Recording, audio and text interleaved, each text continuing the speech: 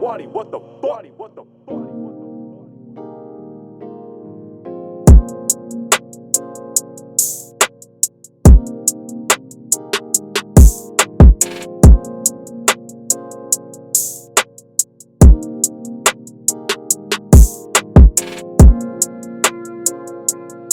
front of us right now, guys, we have a Canadian comedy legend. You've seen him on Comedy Central, you've seen him on the Comedy Network. Motherfucker, you've seen him on Family Channel. Don't lie, you've seen him everywhere. This is a comedy legend. Radio Free Roscoe. Radio Free Roscoe. Never forget. Never forget, Mickey. This is a comedy legend in the building. So let's give her a warm round of applause. And welcomes, from wherever you are, to Kenny Robinson. You got some canned laughter you can just put in there, canned applause. Exactly. Exactly, COVID canned laughter. But I have a couple questions I want to ask you right off the bat. I noticed some interesting things when I was doing some more research about you, and I saw that you're born in Canada, but raised, it says, Chicago bred. Yeah. So you had a stint in Chicago. I was wondering how long you lived there and kind of how that shaped your view, or if that's where you kind of got your start in comedy.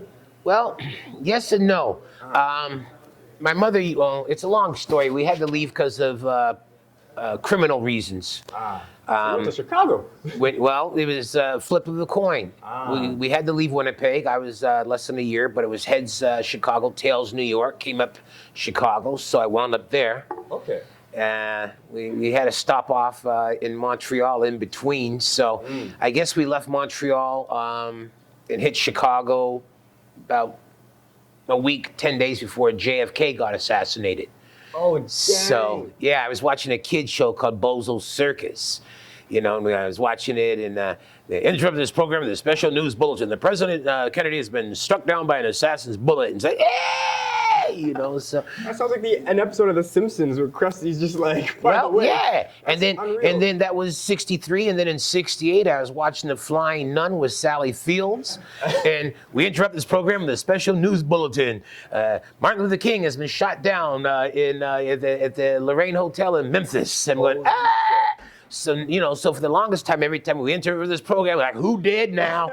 But which show are you gonna tell me is dead now? you know, so now when they say breaking news, I said, that ain't breaking news. This is the same shit you told me 12 hours ago.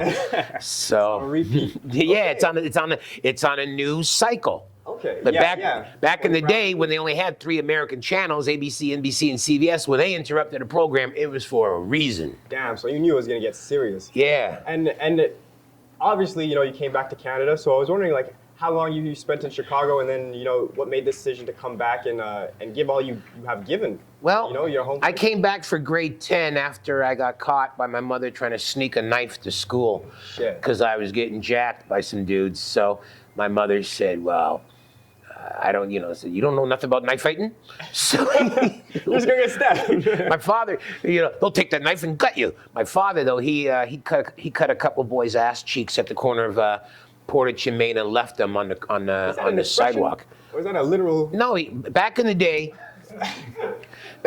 a brother wouldn't just stab and kill somebody because that was a beef, right? Yeah, that's. So my dad was dating a white woman, and these 2 white dudes started calling her a nigger lover and started calling them this and Damn. pushed her. So he had this knife, and what the old players would do is they'd slit you on your ass cheeks. So you couldn't sit down. Couldn't sit down. That's deadly. You couldn't bend over. couldn't take a shit. What? You had to learn to sleep on your stomach, and every time if you tried to sit down, your stitches would get ripped open again. So this was the gift that kept on giving. So Like some psychological warfare. So well, that's what you know. Yeah. So he left both them boys clutching their ass cheeks, and then so I had a sister that just found me 5 years ago. She had the news clippings, and my father beat the case.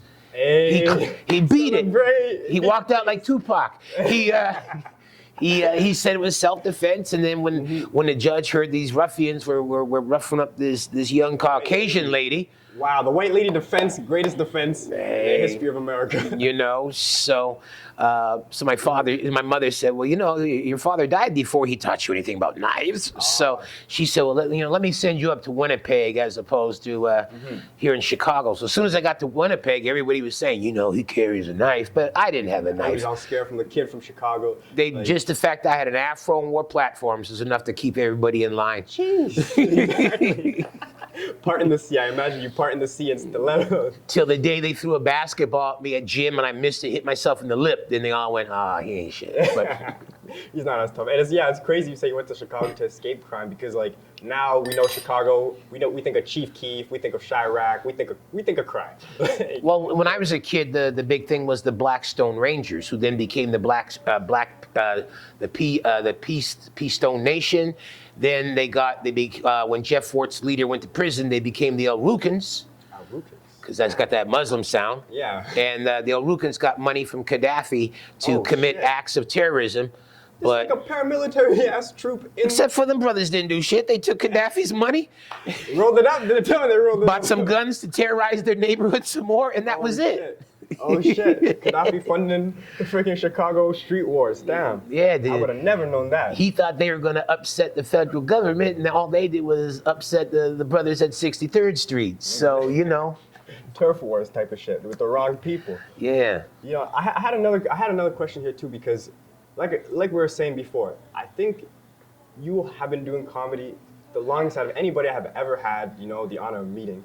So you've kind of seen the game evolve through its stages and its phases. Yeah. And, you know, here we are in 2020. And I just kind of wanted to, especially for our newer viewers, our newer, you know, people getting into comedy, we have no frame of reference. Like, what was it like before, and how have you seen it evolve or change? Oh, it's changed so much. I mean, once upon a time, there was like only Yuck Yucks. And if you weren't in with Yuck Yucks, you were lucky to find a stage anywhere. Yeah. Now, young comics, you know, the plantation system has been broken to some extent, and not too many comics, but a lot of comics are breaking off doing their own stuff. Yeah. The independent scene in Toronto is big. Too many open mics, though. Too many comics working for free, not getting paid. And as I say to some of them, well, if you keep working for free, who's going to pay you? And he says, well, if I don't get good enough to get paid, how will I ever get, you know? And I said, you can get paid without being good. Trust me.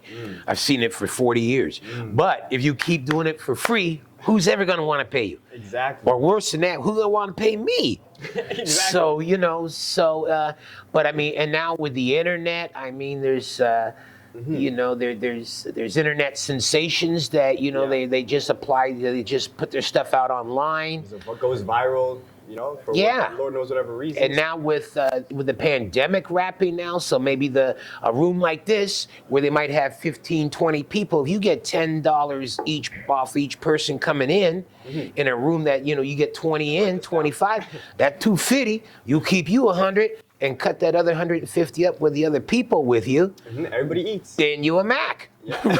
Right? You're cutting the check. Yeah. That guy. You handing everybody their 10s and their 20s, and then you're, you know, when can I get back on? Yeah. You know, exactly. so. What's the next slot? Can I headline? Yeah, you know. Headline pays 50, man. You're not ready yet. Yeah, you ain't ready. You ain't got that 30 minutes of material on lock yet. Or you can cut it down to 25. You don't have to deliver an hour and a half show, you know. But exactly. That's the point. And you know, you brought up you know, the internet now and kind of how comedy is switching from, you know, these live venues to now you know, more internet stuff. Or smaller venues. Or the whole Zoom thing. I haven't caught on to that. I've done enough of them. But, you know, the whole Zoom comedy shows is a whole different thing, too. Yeah, that's like a whole different ballpark. And, you know, one thing that I've noticed, like, you know, scrolling through my TikTok and my Instagram is that sketch comedy has become a huge thing.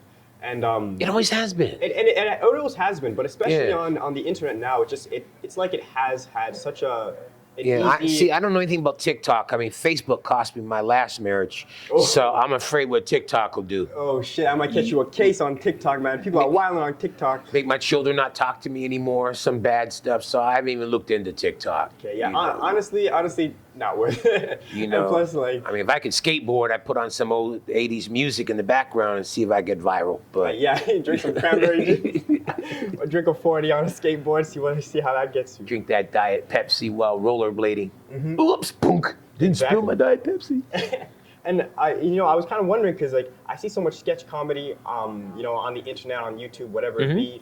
And I remember I think one of the first sketch comedy shows I ever got hip to was After Hours. Yes, we only had one season, 13 episodes. I remember seeing that on Canadian Leslie TV. Jones, first time she did sketch was on that show.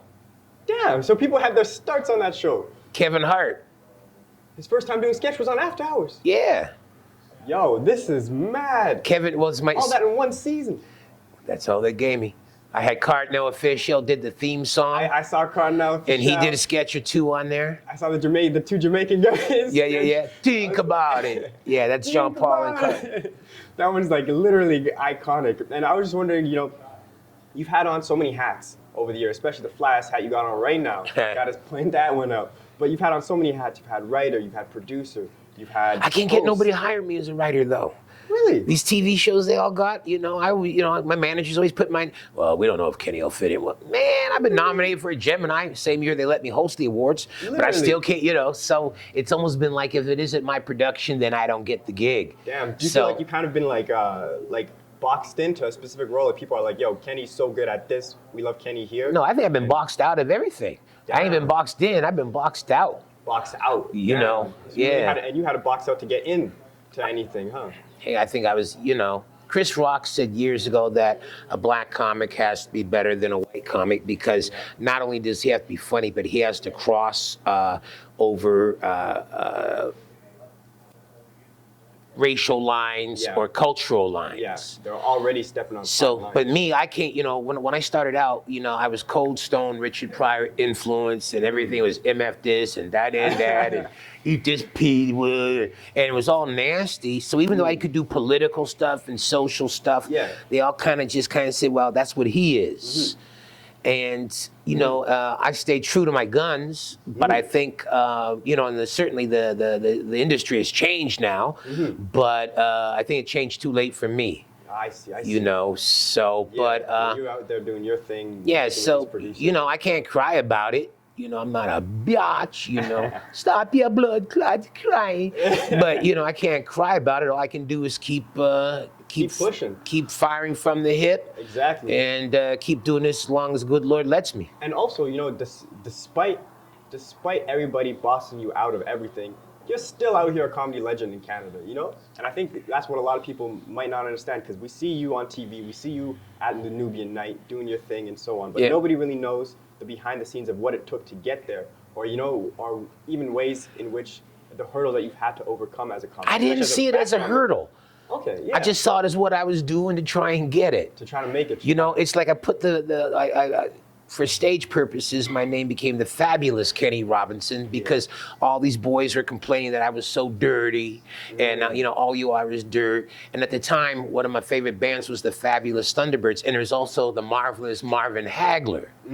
So I said, well, shit, these guys are haters. So on my 8x10, I put Fabulous Kenny Robinson, and everyone went, what's this shit? Yeah. And then my friend Wayne Fleming, who's passed, he says, yeah, you fabulous. Ask them if they can follow you.